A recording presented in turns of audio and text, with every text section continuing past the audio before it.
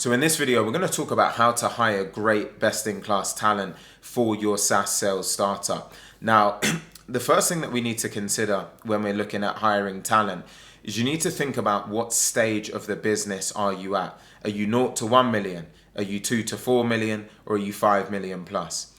Depending on the stage of the organization that you're at is really going to dictate the type and the nature of the talent that you're going to be looking to onboard. Let's say, for example, you're in the 0 to 1 million stage now and you're getting closer towards that 1 million mark.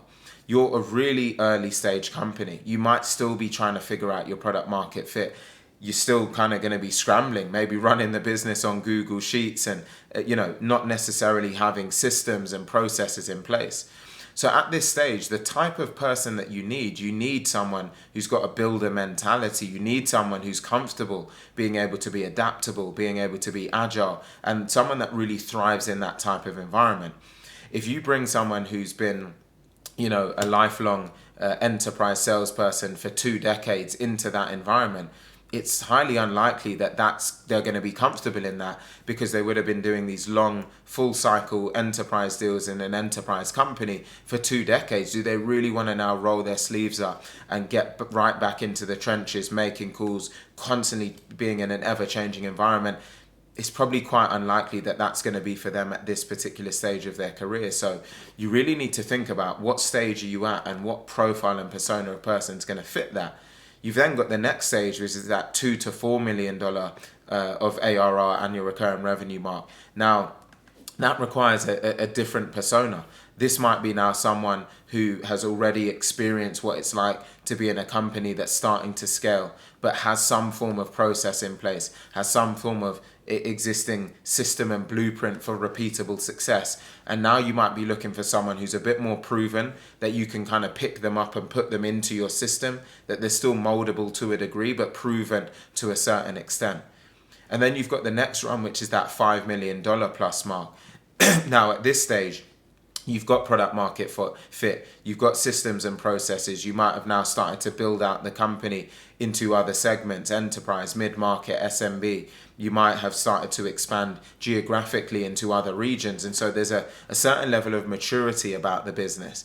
This might now be where you are looking for people who are a bit more tenured, have got a mindset where they're even more methodical. They can bring new ideas into the business to help you to evolve from that $5 million mark and beyond. And so, as you can see, depending on the stage that you're at, there's really a different persona that you're going to need, whether it's in sales talent, operational talent, or different people across the business. The other thing that you want to consider is the values that you have as an organization.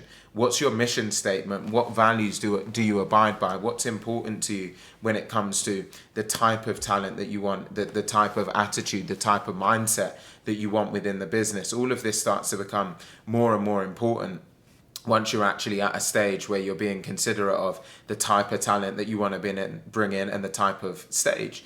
Are some of your values, if you look at Amazon's company values, for example, I worked for Amazon for a year. Their first value was customer obsession. Then they had a value for having a bias towards action. You've got to think about, as a business, how do we work? How do we operate? How do we think? And when you consider all of that, you want people that are comfortable with that. You want people that are happy to abide by that and be supportive of that, but also help to evolve the way that you think about some of those values and some of those norms.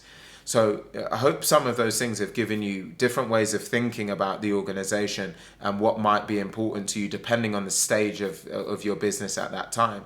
And if you could do with some help and support thinking through any of this, I'll leave a link in the comment section and the description, depending on where you're watching this, where I do a free consult call every single Friday, but they often fill up quickly. So if they are full up, go on my LinkedIn profile. You can book a call with me directly from there to talk about your software company, to see how I could be helpful, or go on my website, alexalleyne.com. Again, I'll leave a link for that, and we can talk through your situation and see how I can potentially help you grow and scale to the next level.